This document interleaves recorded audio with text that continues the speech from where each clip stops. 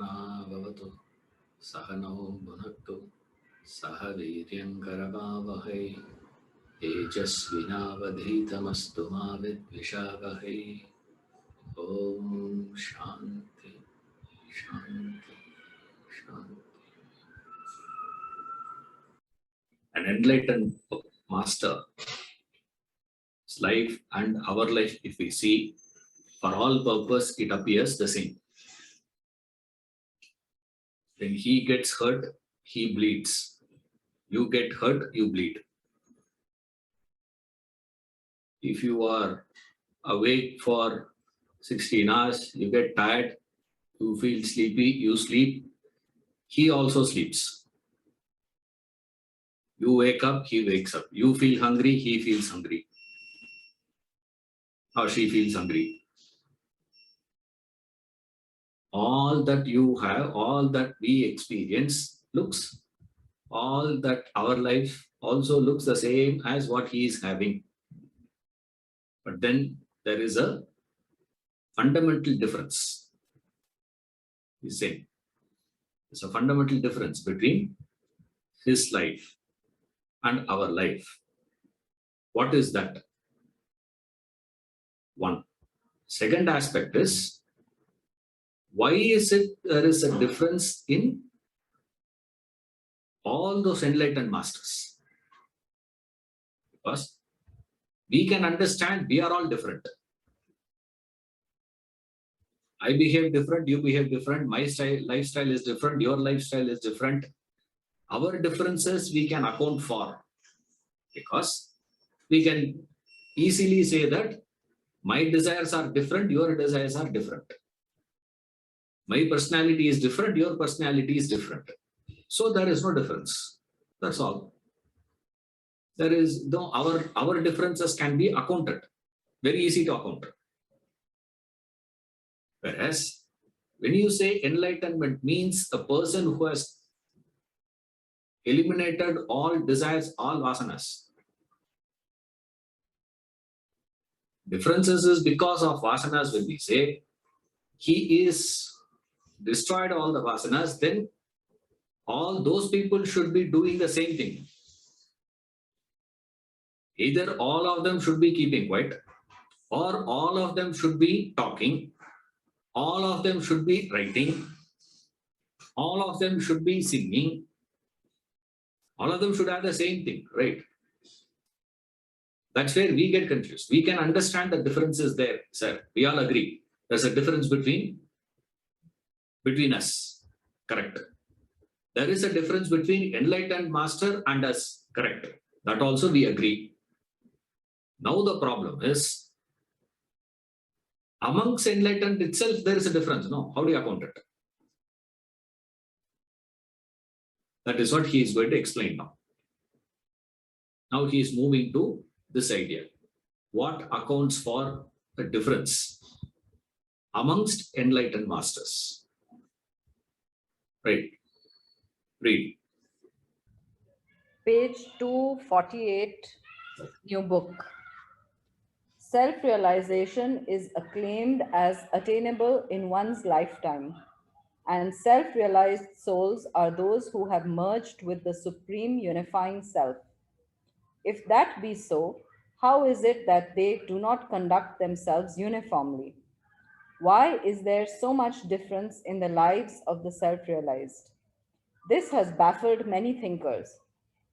It is only the great Swami Ramatirtha who has given the most lucid, perfectly convincing explanation of this phenomenon. The Swami described the life of the self-realized sage with the help of the following law of physics. The circle in the figure is a pulley. Pass a fine thread over the pulley. Fasten two weights of 10 and 6 to the ends of the thread. Add an additional weight of 4 to the smaller weight. 6 plus 4 equal to 10. The weights are balanced, 10 on each side. They remain motionless. Now remove the weight 4. Then there is 6 alone on one side and 10 on the other. The weights are no longer balanced. As a result, 10 will go down and 6 will rise. After a lapse of 1 second, replace the weight 4 alongside 6. The weights equalize again on both sides. What would be the result of their equalization? The layperson believes that they would become stationary, but that is not so. They will continue moving. Their velocity or speed will be 8 feet per second. In the beginning, when the weights were equal, they were at rest. The original rest was preserved. But when the motion started and the weights equalized later, the motion does not stop. At the end of the first second, the resultant velocity will be 8 feet per second. If you let the weights 6 and 10 move for 2 seconds and add the weight 4 to balance them at the end of the second, then the resultant velocity will be 16 feet per second. If you let the same weights continue their motion for 3 consecutive seconds and then add 4 to balance them at the end of the third second, then the resultant velocity will be 24 feet per second. At the end of 4 seconds, it will be 32 feet per second, etc. Study the above data. You will notice if the weights are kept unequal, the result is at the close of each second, there is an increase in velocity, 8 plus the original velocity. So the velocity has already been acquired remains the same. If the weights are equal in the beginning, before the motion was started, they will be at rest. If the weights are equalized at the end of the first second, after velocity 8 has been acquired, then equalizing the weights will prevent any further increase in velocity beyond 8. If, however, the weights are equalized at the end of the second, after velocity 16 has been acquired, then equalizing the weights will prevent any further increase of velocity beyond 16, etc. The increase of velocity at the end of the second is called acceleration. Therefore, after equalizing the weights, there can be no further acceleration. Go over this experiment carefully. You will notice that there is no force acting when the weights are equalized. If there is no force acting upon the bodies, there can be no change produced in the state of rest or motion. Thus, equalizing the weights at the very beginning, when the bodies are at rest, the original rest will be preserved as there is no force acting upon them. But equalizing the weights after the bodies have already acquired motion, then, according to this law, the original acquired motion will remain. The equalizing of weights does not disturb the original rest or the original acquired velocity. The equalizing will only prevent further change in the velocity. Therefore, equalizing weights at the beginning will keep the bodies at rest. While equalizing at the end of the first second, the original acquired velocity of 8 will remain without further increase. And equalizing at the end of the second, the original acquired velocity of 16 will remain without further increase, etc. Now apply this law to the life of a self-realized person. An individual is born in the world with a portion of the aggregate of his vasanas, unmanifest desires. The aggregate vasanas are known as sanchita. A portion of the sanchita, which needs immediate manifestation, forces itself out to be born as a human being. That bulk of vasanas an individual is born with is termed prarabdha vasanas. The prarabdha is the original acquired vasanas which get exhausted only upon the death of the individual. But the individual can, within his lifetime, exhaust the entire sanchita when he attains self-realization. Thereafter, there is no individual propulsion for his life's activities. Realization equalizes the disparity of demand and supply. The individual makes his demands.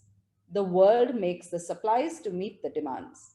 The imbalance created by the inequality between his demand and supply lasts until self realization.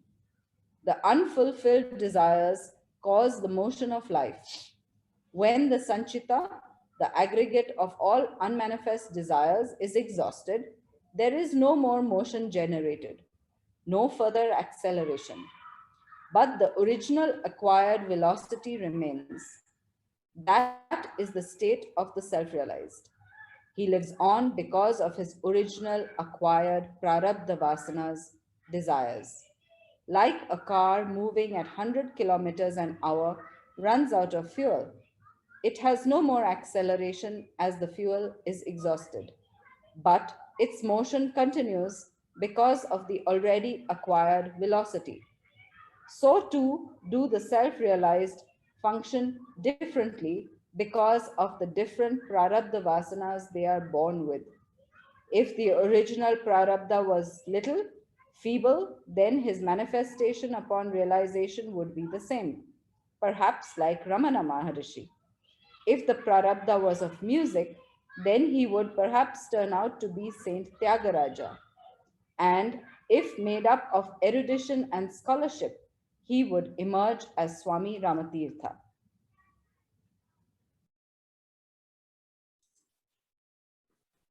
He's explaining the life of an enlightened person, a self-realized soul, post self-realization till his physical departure. You know, we don't call it as death actually for them. Death is for the mortals. For them, it is not death. That's why in our trade edition, when a person dies, we burn the body. But a self-realized soul's body is not burnt. They build a temple around it. You know, they preserve the body, as it were. They don't burn it. You see, so that is treated as a temple, which means, we are forced to leave the body. In his case, he voluntarily gives up the body. I no longer need it, you keep it back. Yes. So he doesn't require it. He goes in that proper process. For us, it is a very different process. That is why here we burn. For them, it is preserved. Preserved in the sense, we build a temple. We treat that itself as a temple, as it were. Now, what is his lifestyle? He is using two ideas here. One is giving that pulley example.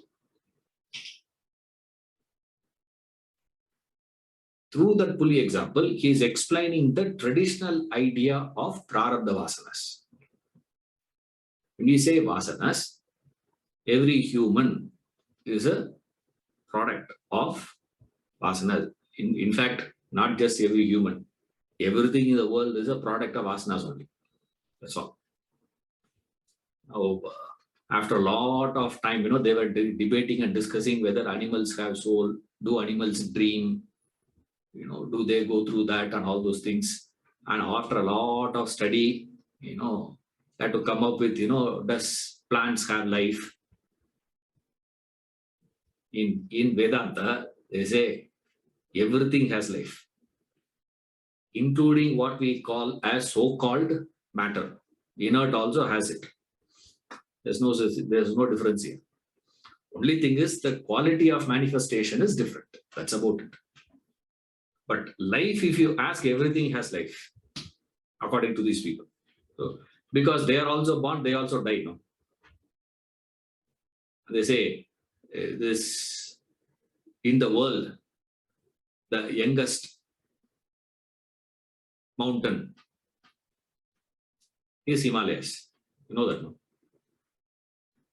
Is the last born.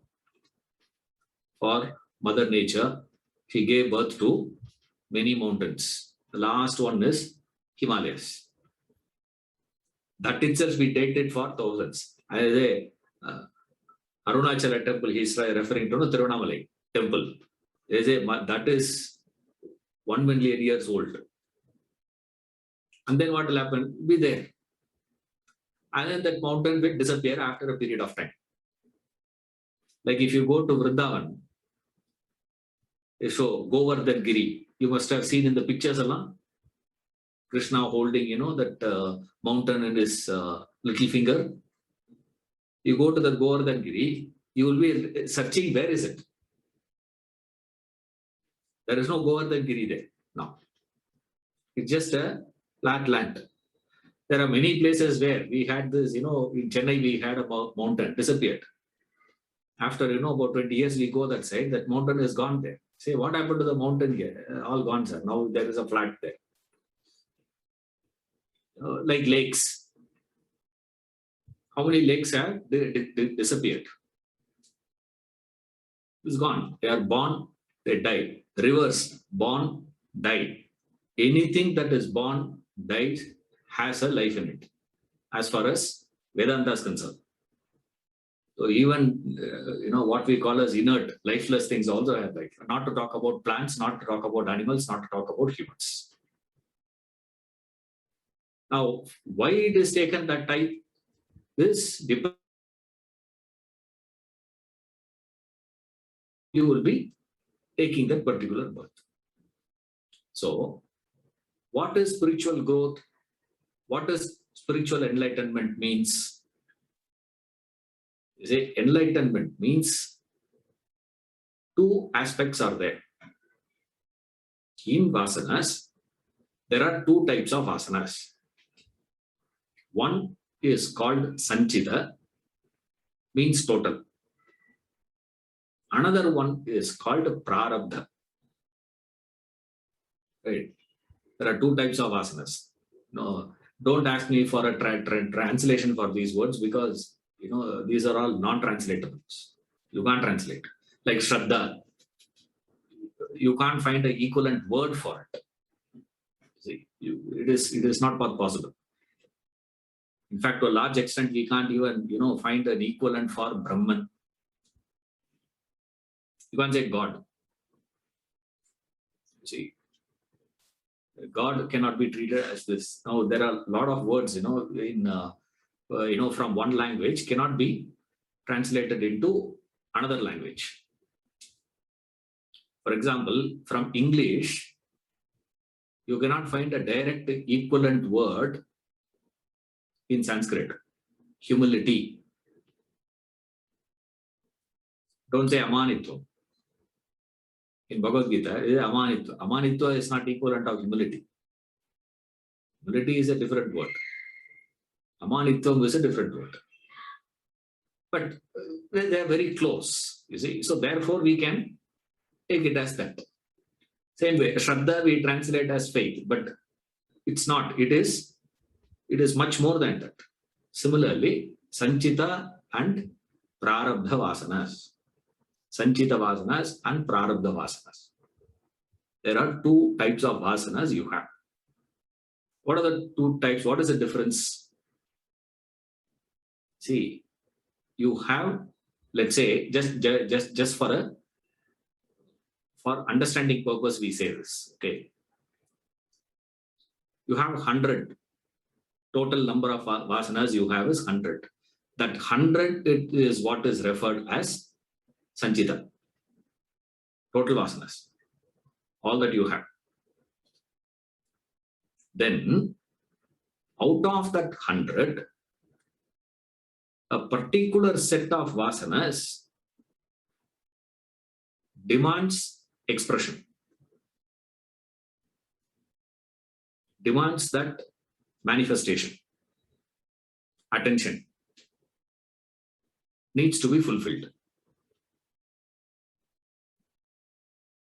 All 100 will not say all that 100 to be fulfilled at the same time. Only a few can be fulfilled. Few will ask for immediate one. Now, complete it first. Then go to other. Even in your life also, we can equate it. Very easy. What are all the things that you want to do? To-do list. What all you want to do in life? I want to do this, I want to do that, I want to do that, I want to do that. Few things you will say, I want to do today. Few things you will say, I wanted to do after retirement. Isn't it? Sir, I want to do that. I wanted to have that. I wanted to go and see. I want to enjoy. I want to experience. But that I would prefer to have it post retirement. But right now, what I want to do is this. Now, what I want to have is this. Same way, we are projecting the same thing to your unknown also. There also, you cannot be expecting all those vasanas needs to be attended to, expressed immediately. There are certain vasanas you will say, I can attend little later. This prarabdha vasanas, assume that there are about 10 like that. Out of 100, 10. That 10 that is asking for immediate experiencing attention can be exhausted only by experience. So, that 10 vasanas out of that 100, which comes and says, first experience this. There is no option you have. You have to go through that through experience only. That vasanas which needs to be experienced and can be exhausted only upon physical death is called prarabdha vasanas. This is the meaning of the word prarabdha vasana. Sanchita means total. So, total vasanas are 100. Out of that 100, the 10 has gotten itself a position of a prarabdha vasana. So, what is left out now with you? 90 is there. Okay. That 90 vasanas need not be experienced, need not be exhausted at the time of death. Follow this idea carefully. Okay. If you understand, it's a very simple idea. There's nothing complicated here. I see a lot of people get unnecessarily confused with these two words. Make a big issue out of it. There's nothing big in this. It's a very simple concept. And they're very practical, very direct actually. Yes, the 10 has to be experienced, number one. Number two, cannot be exhausted in any other form but till the time of death. That has to be experienced. There's no option. Which means you cannot add or delete. That 10 cannot be added or deleted. Now, if I give an example, it will become very easy. Okay. You have coffee bean. Imagine that you are having 100 coffee beans. In that 100 coffee beans, 10 coffee beans are roasted. Okay. With the roasted coffee bean, what you can do? என்ன பண்ணலாம்? Coffee குடிக்கலாம். You can make a coffee. Right? Whereas that 90 coffee bean that you have, is there? No. That can grow, isn't it? You can plant that and make a coffee plantation and have more coffee beans can be developed with that. That's all. Now, how do you destroy the roasted coffee bean? Make coffee, drink. That's all. Nothing can be done with it. Whereas the green coffee bean, that which is not roasted, can be growing further. So, Sanchita Vasanas can be manipulated. You can do something with it. With the Prarabdha Vasana, nothing can be done. Right? This is the first point you got to remember. The difference is out of 100, 10. On what basis we say? Not just a fantasy idea, please. This is based on our day-to-day experience. What I wanted to do in life. I have my own list. No, I have my own list of priority. To-do list. Everyone has got their own to-do list. Now, right now, you are having that desire for listening to Vedanta class. That doesn't mean all other, you don't have any other desire in your life. You don't have anything else to do in life. Of course, you have other things. But right now, what is it, sir? Right now, that desire for this has surfaced, has become so powerful. Therefore, you are in this experience. Same way, at the Vasana level also, they say the same thing happens. Certain things can be brought out, can be dealt with only by going through that. There's nothing can be done. That is called Prarabdha Vasana. The Sanchita Vasana is where you can do something about it, which means you can increase it or you can decrease it. Right. Then they say there is one more Vasana is known as Agami. Is there? That those things are all we don't need to worry about right now. And then, Kriyamana, there one more. There's so many things, gets added, that this, all that. Now, don't worry about all those aspects as of now. As of now, you understand there is total.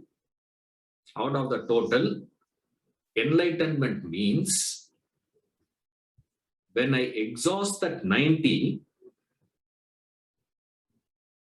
enlightenment. Another fellow comes and says, another group of people, they say, no. Enlightenment means all 100 should go, which means 90 plus the 10 also should go. But then the problem with that is, when the 10 will go, the 10 will go only upon his death, which means enlightenment itself will be possible after your death, not before. Which means you can never verify, we can never know. If I tell you, you will go to heaven. Now, after your death, if you don't go there, you can't come back and catch me. There's no option you have. That's not possible. As a ghost, you can't come and say, how dare man, you only told me if I do this, I will go to heaven. I will go to this heaven and all. You said, unfortunately, this fellow has, deported me to that heaven. I don't want that heaven. I want only this heaven. And there the fellow is fighting there. Nothing can be done. You see, it's not something that can be verified. That is why we subscribe to the better one. That is called Jivan Mukta, enlightened person when he is alive. Enlightenment possibility when you are alive. Now, enlightened person who is alive, how did he get that, sir? When that Sanchita Vasana gets exhausted, he gets that. But then that Prarabdha is still there. That is important one. That Prarabdha is there for him. But what you have to understand is, remember this enlightened person we are studying not from his perspective. From our perspective, we are studying enlightened master. Okay. So as far as he is concerned, all vasanas are gone. And he says, I am Jivan Mukta. I don't have even Prarabdha vasanas also, I don't have, he will say and walk out. So as far as he is concerned, there is no Prarabdha, no Sanchita, nothing. Because he says, I have nothing to do with it. I am Brahman. Right? Aham Brahmasmi. is what he will say. Now to him, we cannot go and discuss these things. Can you please tell me what is your prarabdha, this, that, and all those things? You see, so here, this prarabdha vasana is what is accounted for the life of post-realization. Why there is a difference in them is because the prarabdha vasana with which he started his life is like that. That's why Ram Tirtha gives a fascinating example. But unfortunately, I don't want to elaborate on that for my expertise in physics. Doesn't allow me to, dabble with that one. So I don't know. I didn't understand, half the thing what is written there. I don't understand. So those who have knowledge of science, physics knowledge, if you have, you understand. Some velocity, acceleration, but I can understand the concept. Concept I can understand. That is, the acquired velocity will continue. That's all. It will not get further accelerated. What is the further acceleration? With that Sanchita Vasana, we have the option of adding that speed, that momentum. Further acceleration can be given. How do we give that further acceleration to it? Bhagavad Gita, chapter 2, verse 62 and 63. There he explains how that we provide that momentum. Dhyayato Vishayan Pumsa. He says, how do you give that momentum? You give that speed. Further acceleration is given because of that imbalance. Imbalance is what? You're putting back that 4, creating that balance again. You're not putting that effort of making that balance. So you are allowing that acceleration to get added more and more and more. How do you do that, sir? By adding more and more thoughts. By not putting your spiritual efforts. Thereby, you are allowing this desires to grow further. So what will happen? That 90 will become 92, 91, 92, 93. It can even become 110. It can even become 10,000. We have no idea. Right? You can keep adding it. Or you can also do one more thing, that is making that desire more stronger and more deeper. You may add a new desire, or you can create more strength to that same desire, give more intensity to that same desire. So thereby, you can do all that with reference to your Sanchita Vasanas. You can add, you can do. The fresh addition is called one type of vasanas. Fresh momentum that is given to it is called another type. That's about it. See. So at any point of time, if you are going to making a calculation, there is only 2 vasanas you will have. You stop and make an analysis. At that point of time, there are only 2. Exactly like your bank balance. At any point of time, there is only debit and credit. This much of debit, this much of credit. What is your status? Make a balance sheet. This much assets, this much liability. That's it. There is a variations possible after a period of time. All that is a different thing. But when it comes to this prarabdha vasana, essential point to be remembered is any amount of knowledge that you gain will not help to exhaust that vasana. Now there is a statutory warning. Whenever I talk about prarabdha vasana, I give this as a warning. Remember, prarabdha vasana comes into visibility, comes into your life, has a say in life only post-realization. So till you are realized, there is no such thing called prarabdha vasana. Till you realize what is there, sir. Vasanas. Don't try to qualify it. Don't try to call it with any adjectives. Don't add anything to it. It is just a vasanas. There is a vasana. I have to exhaust that vasana. Full stop. You keep on exhausting every vasanas. Vasana. You go on exhausting. When you have exhausted that 90, then what is left out is called this. Now, this will come to your recognition. This can be coming to your life only after that. Don't try to say from now onwards itself, sir, I have tried my best to exhaust that desire, but I think that is my prarabdha vasana. This is the first, justification we will do for our lack of effort. Remember, don't fall into the trap. Right? As far as you are concerned, this. So with desires, what are we doing? With the vasanas, what is it? Means it just makes you to vasana, thought, desire, action, chronology of action. We have seen that earlier. Vasana becomes a thought becomes a desire becomes. So vasana, desire, action. To put it in a simple equation. How does this, sir? By you adding that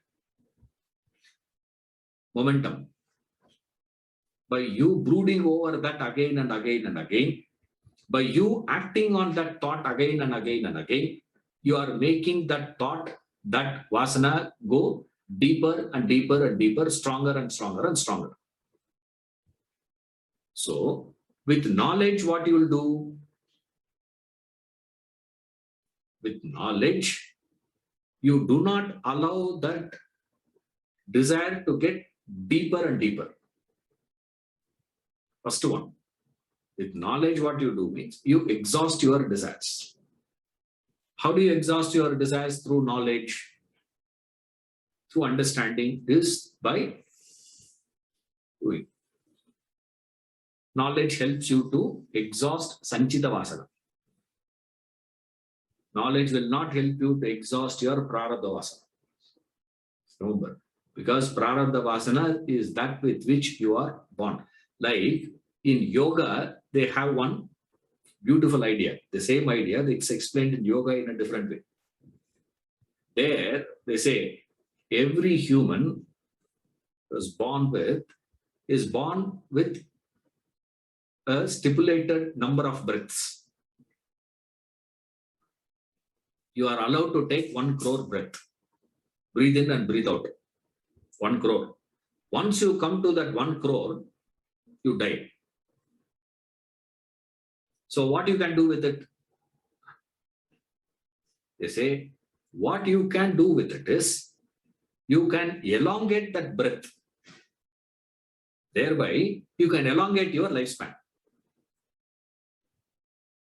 This is nothing to do with, by having more, breathing, pranayama and all that, your lung capacity grows, then you're this, not in that sense. I'm talking about philosophy of yoga. Not this practice, remember. Philosophy of yoga, you give more time between 2 breaths. One inhalation, you wait. Exhalation, and then next inhalation.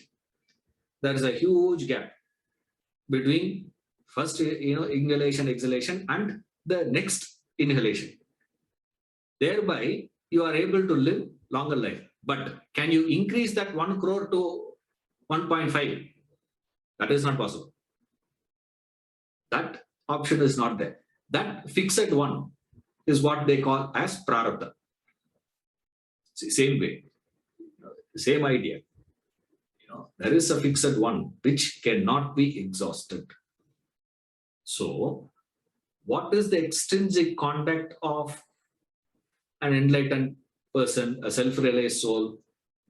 what controls his is prarabdha vasana.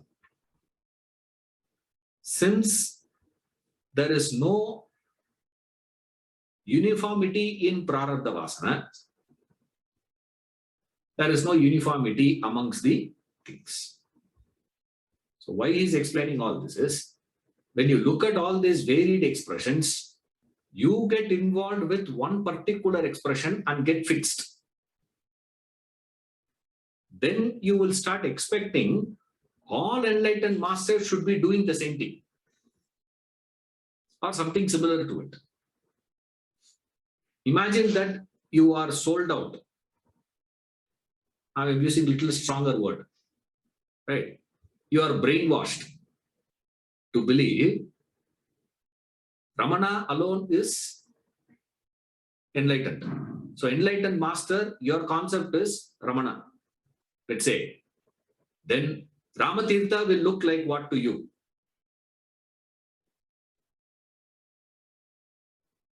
Now the fellow can't sit in one place. Such an extroverted fellow. Now imagine you are brainwashed by Ramatirtha. Then Ramana will appear as what?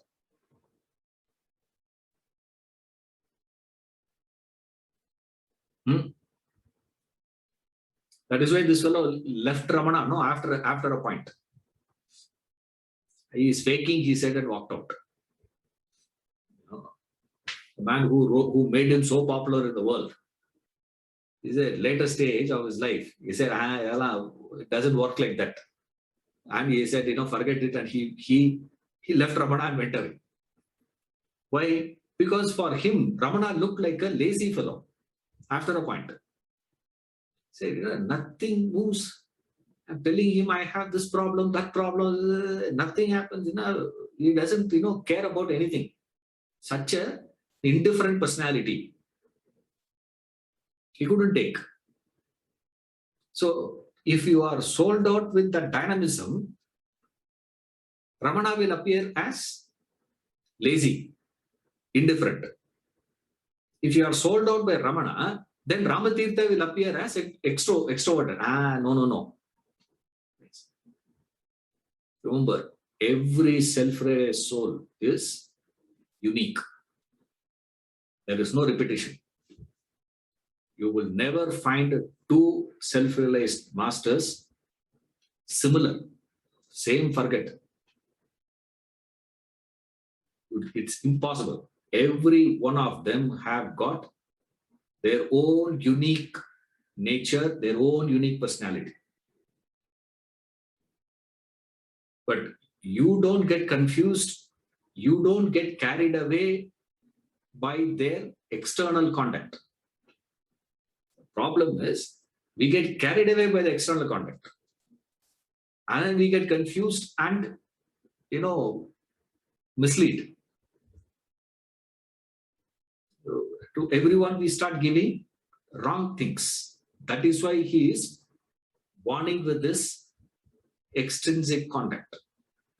Now, why do you have to study about his extrinsic conduct? What of it to you? This explanation, huge explanation. In a philosophy book, he is explaining physics. You see, he's spending almost 3 paragraphs. There's no philosophy there. You see, it's such a condensed material. He's spending almost 1.5 pages non-philosophy material in a philosophy book to bring such a terse condensed material. This is, like I say, this book is like dog's meal. No, the book is like dog's meal. You see, dog's meal. It's amazing to watch that. I know my friend had Labrador, huge fellow. And morning he said, okay, we'll go and feed him. it's time to feed. Let's come. I said, yeah, I'm not coming. You go and feed him. I know I'm scared. I don't come. He's very friendly. I say, he's very friendly. I am not.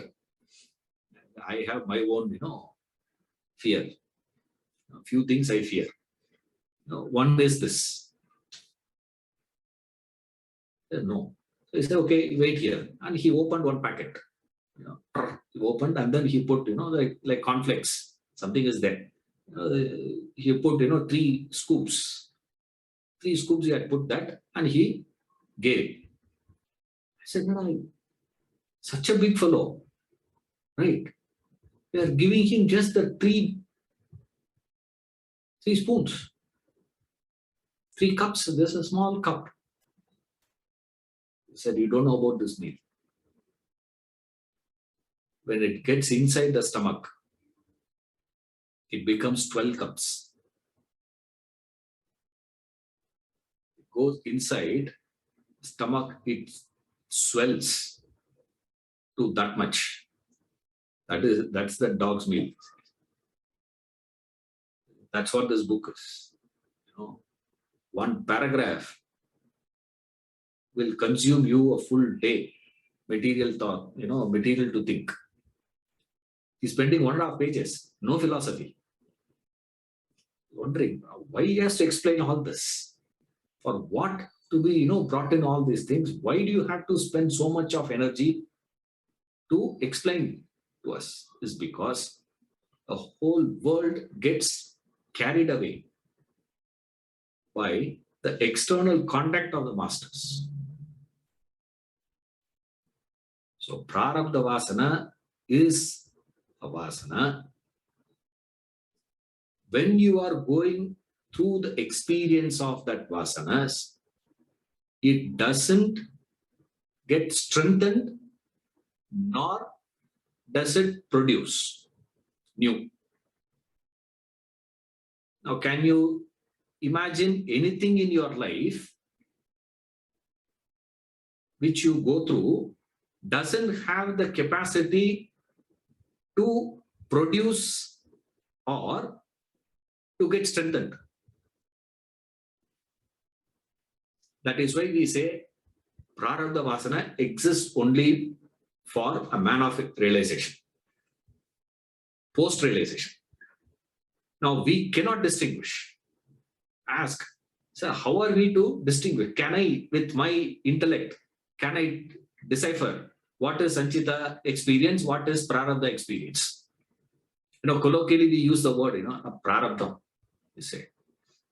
When you look at your daughter, your son, the son's, progress report card when he brings, you say what? Prarabdha? Yes. My prarabdha. The same thing is what your father told about you also. Like that, we have our own things. Say, prarabdha vasana. Remember, prarabdha vasana, experiencing prarabdha vasana triggering you to go through something means it will not have the potential in it to produce anything, nor it will get more intensified. Such experience is called as this, as prarabdha vasanas. That is what happens to a man of realization, post-realization. He will be going through all that, but there's no furtherance of any of those vasanas. It doesn't have the things. In our case, that is not the one. That's why we offer a roasted rice to Ganesha. He eats that. Representation of what? A man of realization consumes what? He consumes the prarabdha vasanas and lives. We eat a different one. Ganesha, we offer to Ganesha. I don't know how many of you did it. We roast it. We roast the rice and give it to, offer that to Ganesha. That is a symbolic one of what? Symbolism of he is consuming that. He eats that. What is a man of enlightenment eats and lives? He has to live, no. Now, what is he eating? He eats the prarabdha vasanas and lives. That's all. So, post realization and pre physical departure. What is that? What is driving that life between the two is this prarabdha vasana, post realization and physical death. Is this prarabdha vasanas? So don't get carried away by these things, he said. Now, next he is moving to two ideas. The first one he is explaining is, what is the impact of world on him? So what is his inner state? Then how does he conduct? How does he live his life? 3, what is the impact of the world on him? What is happening? That's what he is explaining next. Yes. Can you read? Okay. Impact of world on him. The enlightened person revels in the supreme bliss of the self. He remains absolutely fulfilled. No more physical pleasure, emotional joy, or intellectual satisfaction can enhance his bliss within. His state is like the ocean. Rivers pour millions upon millions of gallons of water into the ocean, or you may draw millions out of it. Neither makes a difference to the ocean. So too, the extremities of wealth, environment, or situation make no difference to his state of absolute bliss. Now observe the life of a layperson. He can take a loss up to a point. Beyond that point, he cannot handle it. He collapses. Imagine a person losing a pen. What is the loss to him? Nothing. It will not break his heart. Stretch it a little.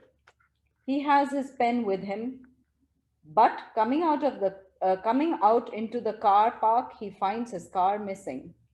What is the loss of a car to him? It may or may not upset him. Extend this thought further. The car is there, but he reaches home. He finds his newly built house completely gutted, everything reduced to ashes. How is that? Furthermore, his house remains perfectly intact, but he hears his family, his dear wife and 2 children, have met with a fatal accident. How would he handle that? Thus, somewhere down the line, from a pen to a family, something can upset him, shatter him. In contrast, for the self realized, the loss of everything in the world is no loss at all. It has no significance in the boundless bliss that he revels in. Enough. So you will see that, more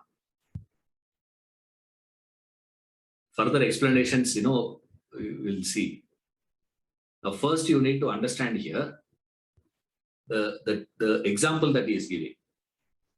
Those who have attended Swamiji's lecture would remember this by heart. You see, what is the loss of a pencil? What is the loss of a car? What is the loss of a house? What is the loss of a family? What is it? Your affectation is directly connected to the value that you have placed on the objects of the world. That's all. Wherever you have placed value, then you will be affected. There is a person whom I know in Bangalore who did not get perturbed at all when his car was missing, but so agitated with the loss of a pen. Same fellow. Not that, his, memory of his girlfriend or memory of his, teacher, not like those things, you know, just a normal pen. That's it. But the pen has given him so much of, agitation. So I said, that hierarchy is giving doesn't mean it has to be the same order piece.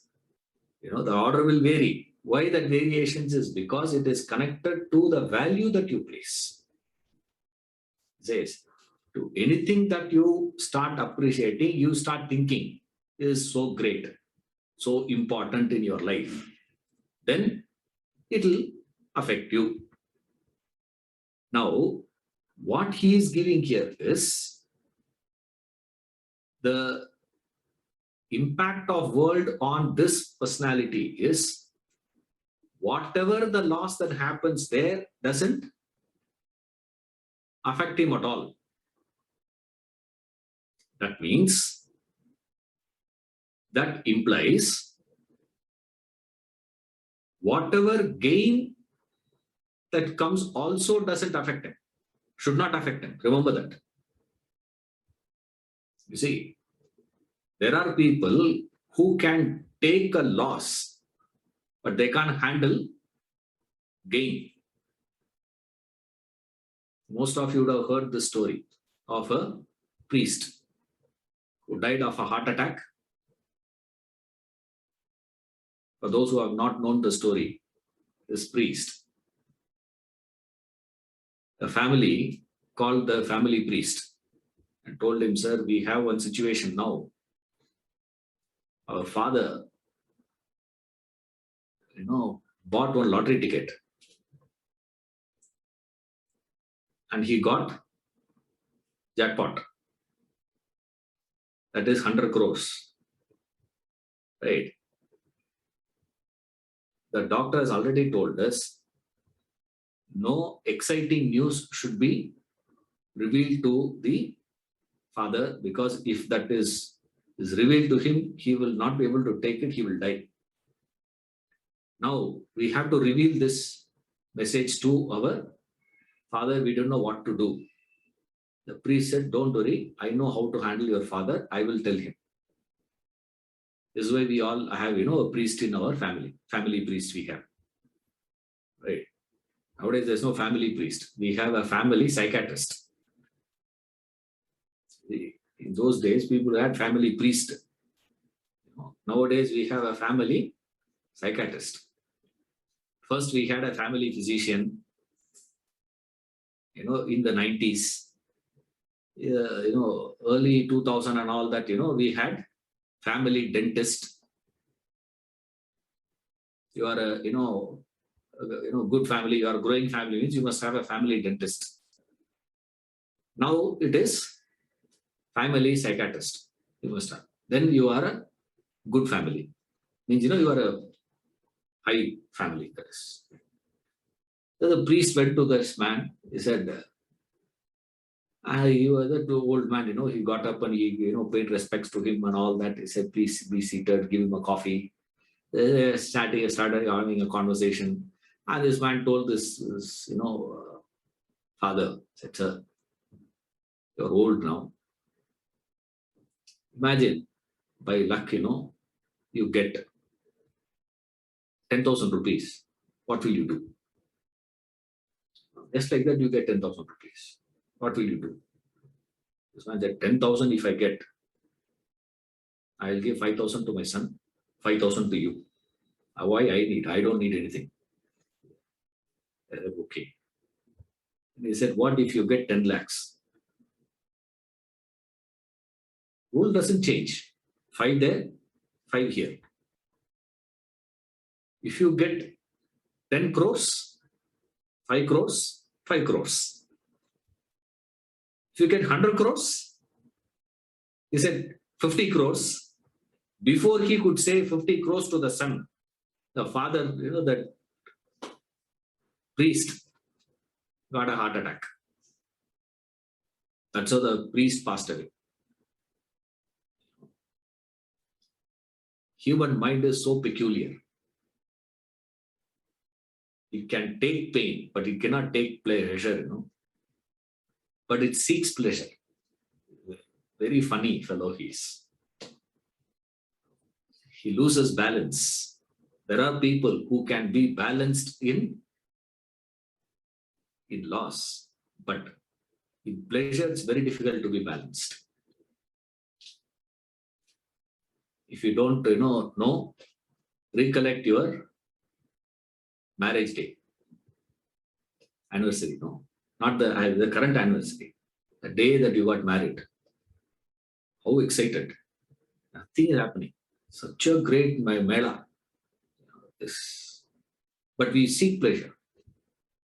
But what is interesting here is he is not referring about the gain at all. He is referring only about the loss. See, the loss of a pen. He is not talking about the gain of a pen. Imagine that you have gained a pen. Will it affect you? Imagine that you have gained a car. Will that affect you? Like the boss who said, to this employee, he comes with a new car, BMW. New car comes to the office. The employee says, "Wow, sir, you got a new car. Yeah, you work hard this year. I'll get another car next year." That's all. Same way. Work you get, that's a different thing. But here you have not worked at all. You just get it. What is it now? But he's not talking about the gain. He's explaining only about the loss of a pen, loss of this, loss of gain. He is not speaking. Why? Because the law of life is what? All that is gained will be lost one day. You see, all that gain that you are apparently believing will be lost. So in life, the reality is not the gain. Reality is the loss, not the gain. Gain is not real. Loss is more real. So that is why he is speaking about the loss here. He's not speaking about the gain. He says first, what is loss of a pen? What is loss of a car? What is loss of a this? Because when you are gaining it, you don't gain anything like that, just like that. You work for it, slog. You anticipate, I'm going to get it, I'm going to get it, I'm going to get it. That's how we live our life, isn't it? You say, you get that this ambition is there, then you prepare yourself so well, and then you plan, this is what I'm going to do. Then you start executing the plan. And in that execution of the plan, there is a problem. And then you resolve those problems. You have an obstacle, overcome those obstacles. You find certain notches, certain things to be tightened up. Tighten up those things. All that you do, you acquire, you gain, and then you say what? Now my life is set. By the time you register that your life is set, suddenly what happens?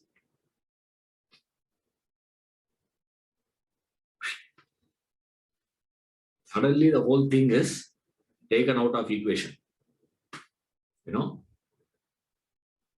Then what affects you? What impacts you more? The gain impacts you or the loss impacts you? For a comedy purpose and all that we may say, the priest, died out of heart attack and all that. That is more for a joke, remember. That is nothing to do with the reality. Because definitely that father will not give 50 crores. That's what Mullah Nazruddin said. Because same case, Maulavi read the story and went to Mullah, asked the same questions to Mullah. And then finally he asked one more question. He said, if you get that, what will you do? He said, I'll give you. What is the problem? 50% yours, man. Hey, don't keep asking me. Whatever I get, 50% I'll give you. Out of frustration, Mullah answered it. Don't ask me all that. 50% whatever I'll give you. Take it. Then what? Then suddenly that Maulavi said, okay, now I caught you. He said, you have 4 goats, no? Give 2. To which Mullah gave a reply. That 100 crores I am not having. 4 goats I am having. That I will not give, he said. What I am not having, I will part 50% with you. That's all. Not what I have. So reality is what? Parting, losing what you have, what is there in front of you, the loss of what is there with you, what you have been enjoying, that creates a tremendous agitation and disturbance. Disorients you completely. He says, the satisfaction, the fulfillment that he is experiencing, nothing happens. That's why if you read the paragraph, he is explaining the rivers pouring millions of gallons of water, which means addition, gain. Right? But next one, in the next paragraph, he elaborates with reference to the loss of it. That's why I asked you to stop reading. You see, he's giving 2 examples, two things in the first paragraph. First paragraph, he is talking about rivers come and pour. His state is like the ocean. Rivers pour millions upon millions of gallons of water into the ocean. Or you may draw millions out of it. Neither makes a difference to the ocean. That there he says. So there he is talking about gain or loss. But when it comes to the next paragraph, and he's explaining only loss of it. He's not explaining the gain of it. He's not referring to the gain at all. There also you should say what? Imagine you get a pen. Imagine you lose a pen. Imagine you get a car. Imagine you lose a car. Imagine you get. See, getting is not the point. Losing is the point here. Why? Because losing has far more reality to you than gain. Loss of a friend is far more impactful to you, far more real to you than getting a new friend. Isn't it? Which impacts you more? Loss impacts you far more than a gain. Remember that.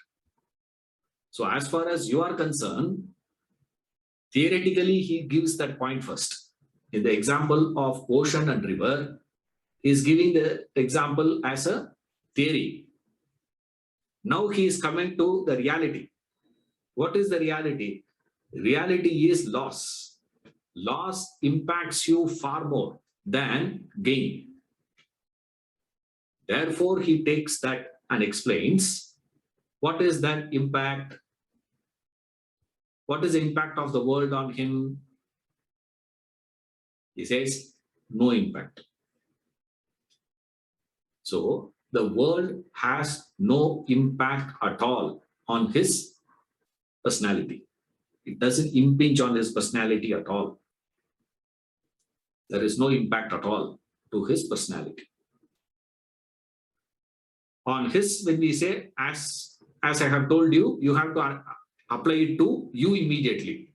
When you are going to apply it to you, that's where he goes into loss. When he's talking about his gain, loss. When he's saying apply to your personality, in contrast to your personality, what is it, sir? Loss only. Why? Because all that you gain would be lost eventually over a period of time. That affects your personality.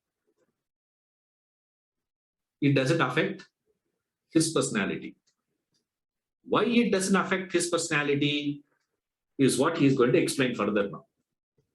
Why that? How is it that? See, he also goes through the loss. Loss is a loss only. No, you can't say for him it is not a loss. That no. It is a loss, but the loss of that doesn't impact him. Why it doesn't impact him? Greatest of joy, greatest of sorrow, greatest of pain, greatest of pleasure, greatest of gain, greatest of loss. No impact. Why? How is what he is explaining in the next paragraph. Further paragraphs explains that. Right? We'll see that in the next class. Thank you.